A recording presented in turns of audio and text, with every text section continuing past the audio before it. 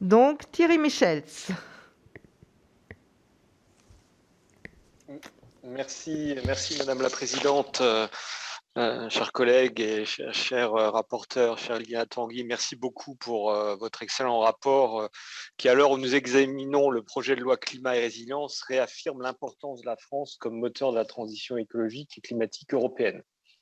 Membre de la commission spécialement créée pour l'examen du projet de loi climat et résilience, je suis pleinement investi dans cet ambitieux travail qui suit le chemin vert et vertueux tracé par le Pacte vert européen et qui fait suite aux propositions de la Convention citoyenne pour le climat. Madame la rapporteure, si je suis convaincu que de nombreux leviers sont aujourd'hui mobilisés et le seront également demain pour la pleine réussite de notre transition écologique, je m'interroge toutefois quant aux moyens de leur accompagnement social. Pensez-vous que la France, tout comme l'Union européenne, se soit suffisamment penchée sur les modalités d'un accompagnement juste et inclusif pour que personne ne soit laissé au bord de la route? Comment pensez-vous que nous puissions parvenir à une pleine harmonisation européenne des mesures d'accompagnement?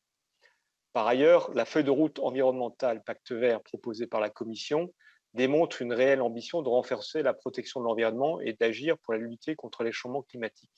Cette feuille de route est actuellement en cours de discussion et son application impliquera un réajustement de la stratégie des États membres. Dès lors, considérant les futures révisions de l'UE, quelles sont les mesures du projet de loi les plus susceptibles, selon vous, d'être impactées par des changements prochains au niveau européen?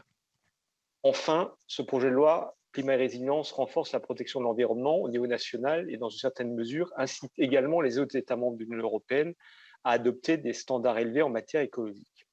Toutefois, les entreprises en France et dans l'Union européenne ne risquent-elles pas de pâtir des différences de législation avec les pays qui ont des règles de protection de l'environnement et du climat moins exigeantes?